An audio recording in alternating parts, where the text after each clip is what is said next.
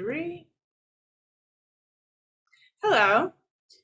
I would like to start off by saying that generally I post videos that are Torah based on the Parsha with my goal to create a just society. So that is why I'm very happy to have here today with me Avidan Freedman, who is not just an educator, but one of the founders of the organization called Yanshoof, which was created in order to end the sales of arms to oppressive regimes.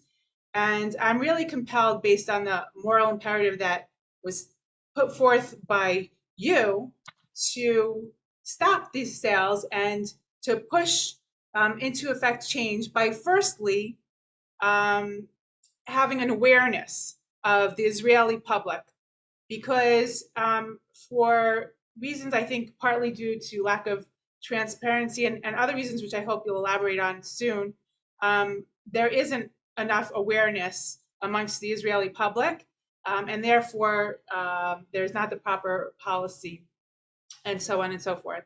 I read this morning, I saw that you posted on Times of Israel, it just came out, a very poignant article called And Then It Came for Us.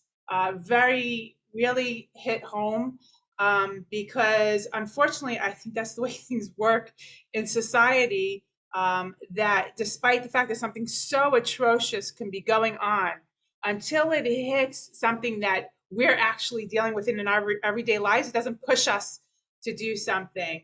And so I'd like, if we can start off before we discuss everything else, if you can just maybe tell us a bit about that. It's what's been going on. In the, as we know, with the that the NSO, with the development of Pegasus, that spyware, that no-click spyware that can be installed either on the smartphone or other devices, which was used originally, right, for counterterrorism, as I understand, but then has since been used for other things that we had not intended, and until it came here, unfortunately, to our country, to be used for those against Bibi Netanyahu, and then the other side.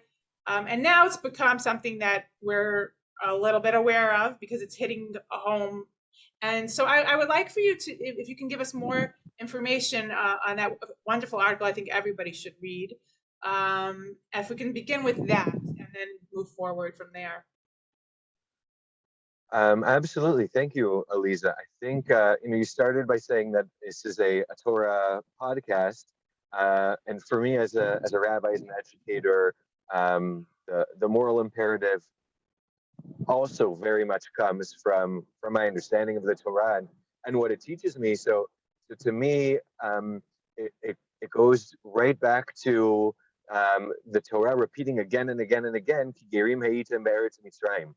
And what we have now, as you're saying, with the story of NSO, is something that's very, very much all of a sudden in the public eye. This issue of Israeli weapons exports is really something that people just don't know about. I myself didn't know about it at all, really, until 5 years ago. I tried to kind of dig back and think, did I ever hear about it before I was really fully exposed to it 5 years ago? Well, maybe a thing here and a thing there, and it kind of leaps and then quickly is quieted down or quickly goes away. And now it's really in a way it's very, very much in the public eye, because like you're saying, we kind of, it came home to roost. And there's so many people from all over the political map saying this is a dark day for democracy, and how could this happen in Israel? And so it's an opportunity to say, okay, we're saying how can it happen in Israel, but for years we've known that we're selling this to places which are clearly not democracies, and we've been selling it to places where we know exactly how they're going to use it. It's not a shock, like it's a shock here. Oh my gosh, I can't believe a democracy would use it against its own citizens. We're selling it to places where their definition of counterterrorism is counter civil rights, is counter freedom of expression and freedom of religion. That's kind of their the regimes, the dictatorships definition of what does it mean to fight the the people who are against me. Um, and so, as I said, it's a real opportunity for okay. So now it's come home to roost, but now where do we go from there? Do we take this opportunity to say now we're suffering and let's make sure that we aren't the source of that suffering ourselves, or is it going to end at okay?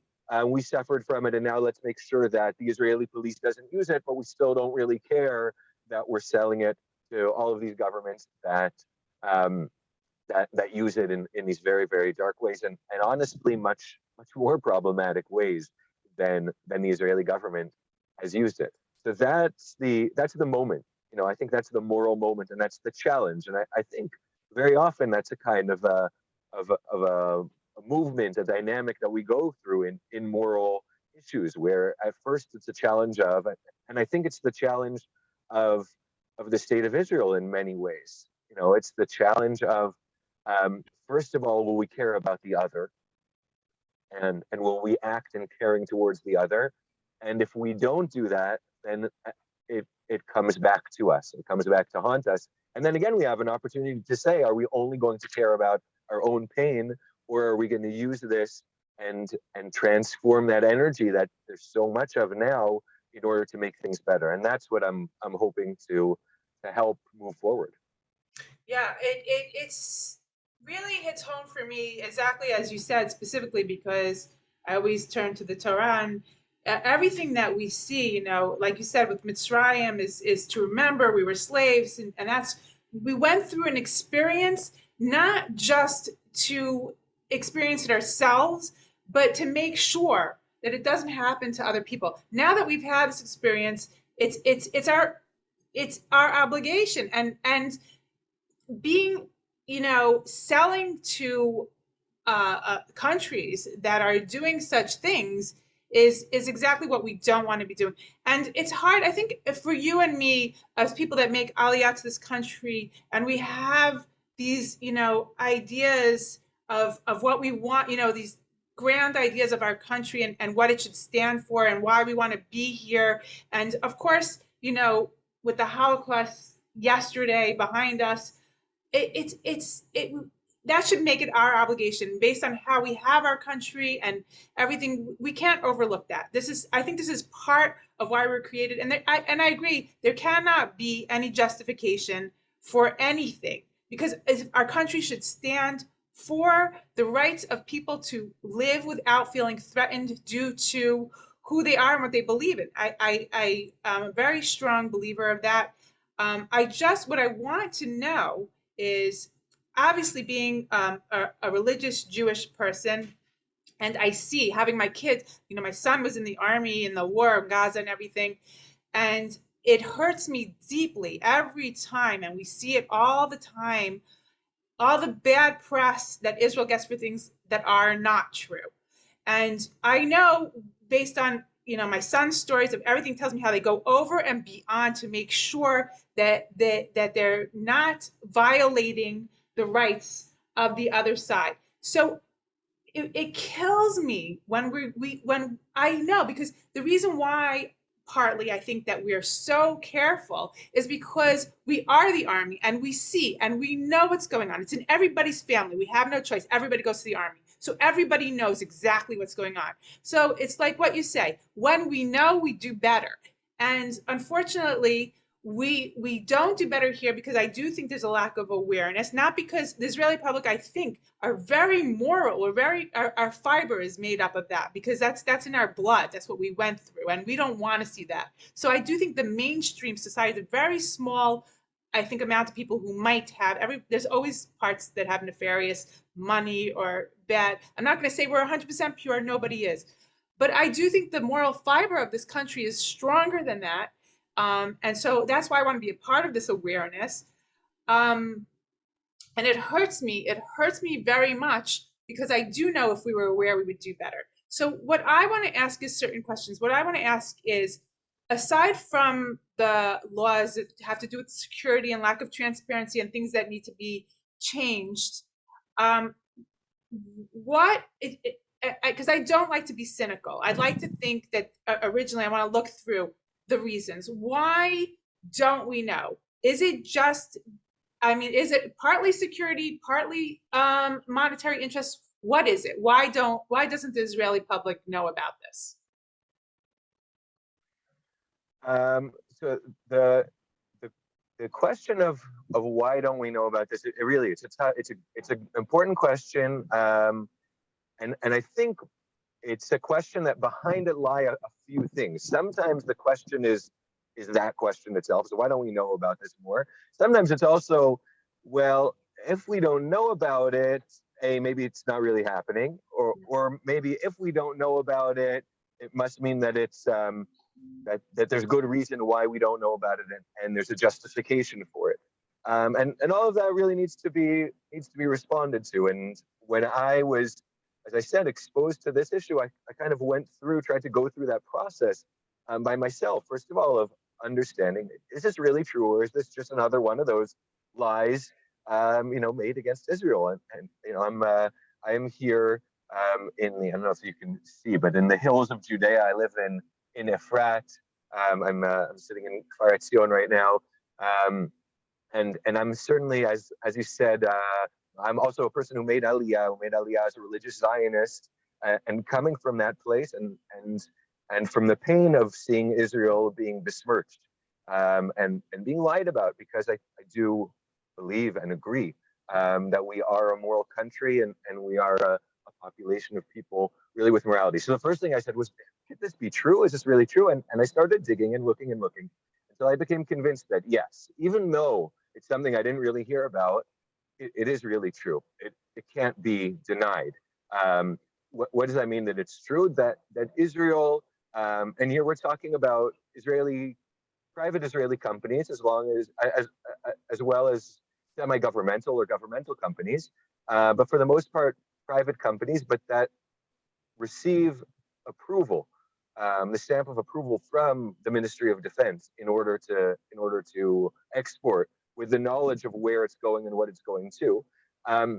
Israeli companies over the years have really provided arms, have provided weapons and training. When we're talking about training, we're talking about our kids who are serving in the army, and after leaving the army, sometimes going and training these forces, and the forces that have committed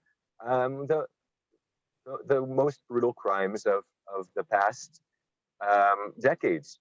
We're talking about the genocide in Rwanda, and we're talking about genocide more recently in Myanmar, and crimes against humanity in South Sudan and in Cameroon, and the list unfortunately goes on and on and on. So piece number one that I tried to figure out is it really happening? And I came to the conclusion that it's really undeniable, that it is happening. So then the question is, well, why don't we know about it? Why is there justification for why it's so secret? And I mean, I think in general in Israel there is a sense of dvarim shehashtika yafa lahem. There are things which it's better to keep quiet, the Mossad and what it's doing, and there are a lot of things that go on for the security of the state of Israel that we need to keep quiet. I think I can agree with that to a certain extent.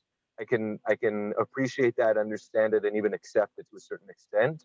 And it could be also that in earlier decades of Israel's existence that was even more true. But the question is, how much does that answer and an excuse?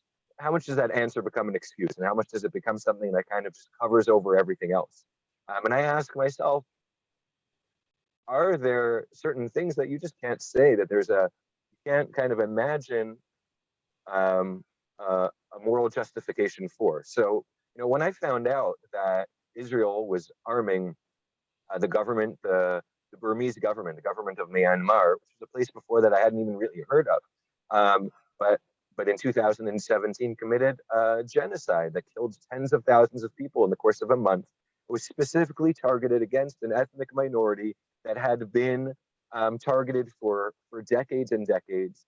The United States Holocaust Memorial Museum has a project called Genocide Watch, and it was already saying years before that in Burma, in Myanmar, both two names of the same place. There are all of the signs of an impending genocide. And then in 2017, seeing it happen and understanding that Israeli arms were going to this government until that point and even past that point. And I say to myself, can I imagine, could I construct for myself what could possibly be a moral justification? Could we have, I mean, we're not even talking about a huge country. We're not talking about a huge power political player. Could Israel's survival depend on our arms sales to Myanmar? Could our survival in the United Nations? You know, it's just there wasn't any kind of a logical story I could tell myself about that. And so to me, and that's not just one example. It's an example which tells me something about, along with perhaps there being situations where there is justification, apparently there are also situations that this is still going on, even when there's really no moral way to justify it. And then the reasons for why we don't hear about it, well, there are a lot of interests to not hear about this. There's a lot of money behind it, money more so for individuals than for the state of Israel. There's a lot of power. There are powerful people who are involved in the arms industry are people who served in senior positions in the army formerly, and they're involved with this. And there's certainly an interest in general of not having anybody start to try to intervene and to interfere and to set limits, even if it's. And here's what I'm working for is not for somebody from the outside to come and set limits. I'm not looking for the European Union to tell us what's moral or not, or for the United Nations. I'm looking for Israel to set its own moral limits. But even to that, the Ministry of Defense has a problem with the government of Israel saying, no, there are moral limits to where we can sell our arms. I would say just the last piece about the secrecy of it is that it actually gives me a lot of hope. The fact that people don't know about it, to me, and I've seen this in the last few years, to me, it speaks to a sense of what you were saying, that if the Israeli people knew about this, they wouldn't stand for it. Even with all of our cynicism about Israelis only care about themselves and blah, blah, blah, and people say all kinds of things about Israelis, I really believe that Israelis, for the most part, the very, very large majority, are good at heart and are good at heart also in terms of what they want Israel to be. They want Israel to be a moral place. They want Israel to be a place that's a light unto the nations and a place that we're proud of. And I think that Israelis knew about this, and it was really placed in front of them that the overwhelming majority would say that this can't continue. And I think that's also part of why people are so eager to silence it.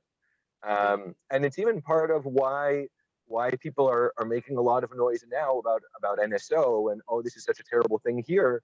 And yet they're not mentioning the other ramifications of it, because they understand people aren't going to stand for this. People want Israel to be a strong democracy. And I think people want Israel to be a strong democracy that isn't a hypocritical democracy. Right. And to be a democracy that's saying, well, we won't accept it here, but we have no problem to put it out there in the world. I don't think people would stand for that either. Right. For me specifically, coming from where I'm coming from, things are more black. When you're, I'm very connected with the Torah and with what God wants, and so for me, it's just clear. It's clear that being involved in any way, shape, or form of murder of innocent people on that scale, that can be avoided. There's no justification. But what makes me always very happy to see is, specifically in this case, as your organization, Yanshoof, knows that we have people from the right. People. It's not just, I'm a religious person. I'm speaking from a religious perspective. I mean, I would hope that anyone would understand that genocide is killing of innocent people for no reason is wrong. You'd hope that would be an understanding. For me, it's clear that way, but I can't say I was born. I'm FFB from birth. So, for me, everything is what is placed forth in the Torah, and there is no justification. And a country a country that goes against everything that the Torah goes against cannot stand, will ultimately fall. I believe that it does, you can't say it doesn't affect us. It does affect us. I believe that a country that doesn't do the will of God when it's so simple and so clear will not succeed. And so I do think it's in my own self-interest. If I want to talk selfishly, I do believe it's in my own self-interest to have a peaceful home in Israel. If I don't ensure that I do what I believe very fervently is the will of God, then I don't believe that I have peace and security here. So it's easy as a religious person. But I'm very, very comforted to see that we have not just people on the right, that there are people on the far left and in between, and that everybody, I mean, this is something, thank God, at least even with the moral fiber going down in 2022, that people still know that hopefully for the most part, these things are wrong. And that I also feel a sense of comfort. And I also feel a sense, look, I was very hesitant to do this interview because I don't want, the last thing I want is to put, forth a face of something that's wrong in our country. But if we don't do it, so much worse is going to come. We have to stop it now. I think, I still think we're at a point where we can catch it before it gets too much out of control.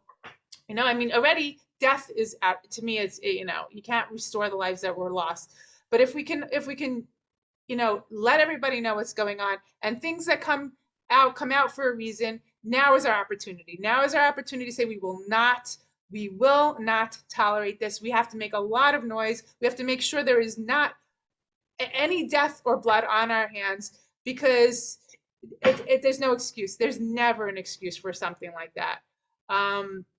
So I would like to ask you, obviously you're doing everything you can to get awareness out. But I would like to ask you what you think people can do, besides like, so now I do think it's important that we know what else is there. Now there's awareness and we can lobby or whatever. What else can we do as Israeli citizens? That's absolutely the question that I hope people are asking themselves right now. Is okay, but what can I do about this? This is a big issue, and often it feels like it's too big. The military export industry. Me, little me. What can I do about it? And um, and it's very, very important um, for me to for people to understand that I think there's actually a lot. I think actually the change really completely, almost exclusively depends on us. Not little me, but another little me and another little me and another little me. In other words, it depends on us putting our voices together and standing up against this. And when we do that, the change that we need, as far as this is concerned, is actually pretty simple. And the way I think about it is, I feel that I'm complicit in what's going on. I'm a partner to what's done with Israeli weapons, and what I have to do, what I feel morally obligated to do, is to become a partner in changing it. And I think that I'm convinced, and that if we partner together in order to change this, in other words, if the Jewish people, if the Israeli people put our voices together to stand up against this, um, then it's something that Israel can change, and Israel can change it actually with a simple, to begin with at least, with a simple change in law that would make us similar to actually all other democratic Western countries regarding their arms exports. And so it was important for me to create a platform for people to voice their partnership and their commitments to wanting to change this, so that the little voices can all add up together. And so that's exactly what we're doing now with Yanshoof. Is in a couple of weeks we're kicking off a campaign, starting with Shabbat Shkalim, and on Shabbat Yanshoof, this issue is going to be discussed. We already have more than 30 communities in Israel signed up for it. and we're hoping in the next few weeks to get many more to sign up, so that people learn about it. And then the next step is, what do I do about it?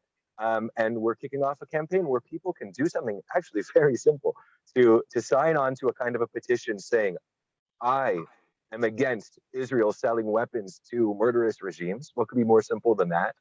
And I want to be a partner in changing this. And in the spirit of Shabbat Shkalim, what we're doing is that we're asking people, for a kind of a machatzita shekel. We're asking people, is being a partner in changing this, is it worth 1 shekel a month to you? Is it worth 1 shekel a month to say, I'm putting my stock in with changing this? And to a certain extent, I was kind of thinking of the little blue box of JNF, and in some ways, romantically, how we built this country. And in some ways, how we built this country originally was everybody needed to really put in a little bit. And I think we're at a stage 70 plus years in that the country, thank God, is strong, and physically we're very strong, and we need to be building the next moral stage of our country, and that's going to take everybody pitching in, and everybody pitching in. With everybody pitching in, it only takes a little bit. And so some people, when I tell them this idea of, I want people to give 1 shekel a month, they're like, Avidan, that's crazy. Somebody's giving 1 shekel a month, they'll give 10 shekel a month. And I kind of feel like, you know what, I don't want. I don't want to be 10 shekel. I don't want to find, I don't just want to find people to give a lot of money in order for this to move, because what it really needs more than the money, what really needs is the people to care about this. And I want to give a vehicle for people to express their care and to buy into this change. And so that's the ask. That's the campaign. The campaign is to say, I'm against this. I'm against Israel selling weapons. I'm in favor of Israel setting moral limits. I buy into it, and I want to get friends to buy into it as well. And so, we're going to ask people also to not just do it themselves, but to invite their friends to take part in it. And I think, as in some ways it sounds very simplistic. What, I'm going to sign a petition, I'm going to change it. But I think if 1 million people would do it, I think we could change it. And I think, to me, people say 1 million people. To say that 1 million Israelis would support this, to me, is a little bit pessimistic and cynical, honestly. I want to say what I believe about the Israeli people. And for me, it's an axiom. I think there are more than 1 million Israelis that could support this. Like you said, from the left, from the right, now people who are in favor of, the pro-Bibi and the anti-Bibi, everybody, this is so basic. We're not talking about something complicated here. We're talking about not putting weapons, Israeli weapons that we created in order to defend ourselves legitimately, that we can provide to other governments to defend themselves. That's legitimate also. But to say we don't want that to go to people who are killing innocents, I don't think it gets any simpler than that. So the ask is a very simple ask. Let's raise our voices. Let's buy into this. Let's get our friends to buy into it. Let's get to 1 million people sharing this message. I love that. I love the way that I love that you kept it at a shekel, that each shekel represents each person who says, I believe each person is created b'tselem Elokim, that every person has a right to live their life without the threat of being murdered just for how they were born or what they believe. I love the symbolism of the shekel representing the person more than the donation, of us coming together as a nation, in unity, coming behind human rights. I think that's the most beautiful concept. And I love how you said, we're really we're at stage 2. We're a baby country, but we created the country. We've gotten to the point where now we're strong, we're a force. And now we need to say, what's stage 2? We are a force, and not just, we've developed this ability to protect ourselves, but now we're taking it to stage 2, where we want to use that strength and power we have to protect the vulnerable in the other countries. And we have to stop this now. And I love the way you put it together. I love the way we're coming from a point of showing what we believe and the strength and all of that. And I hope that God blesses all of Yanshoof's effort. I just want to say we went through this whole thing. We're at the end, but we didn't say Yanshoof is an acronym. I just want you to, if you can just slowly spell it out, what Yanshoof stands for and what it means, because I think that's important for people to know that, and then we can make an end summary. So if I hand it to you, Sure, Yanshoof is. Yanshoof is, I mean, the word means an owl. And so it has kind of connotations of oversight and wisdom. Um, it's, And you know, seeing in the Torah, the, darkness, and seeing and the seeing in light the in the darkness. darkness, absolutely. So there's a lot. There's if we're in a Torah podcast, so to Yanshoof, there's Pshat, Remez, Rash, and Sod. Like you have all of the levels of it. But the Pshat level is that it's an acronym for Yitzu Neshek, weapons export, Shifut, Pikuach, transparency and oversight. When we talk about oversight, we're talking about moral oversight. So that's the goal. The goal again is very simple. We have weapons export, and I'm not against the weapons export. Honestly, unfortunately, in our world, we still need it, and I believe that it's legitimate and it's a moral obligation to defend ourselves, and it's a privilege to allow other people to defend themselves as well. But it needs oversight, it needs moral limits, and it needs transparency so that we can know what we are involved in. Because when it's hidden from us, we don't understand essentially what we're partners to, and what we're partners to is pretty awful. Right, right. Okay, so I thank you so much for doing what you're doing. There's work that needs to be done, and God willing, we will have this. Everyone should know, and we shall have change and promote not just a better Israel, but a better world. To be Or Lagayim should spread forth, and to get to the ultimate goal, because we're not just about ourselves. We really are. We want for a better world. We want for everything to work holistically. And so I really thank you so much for everything you're doing. And God should bless your efforts. And we should see change, hopefully, through the people upward. Thank you so much for joining me today for this discussion. Avidan Freedman, take care. Thank Thank you. you, thank you, Eliza. So you're in. I'm in. I'm in. You're in. Anything Okay, for we've got better change. one, and we need one, and another one, and another one. That's how we're going to do it. Thank you so One much, by Eliza. one. Each one matters. Amen. I mean, Th- Thank absolutely. you very much.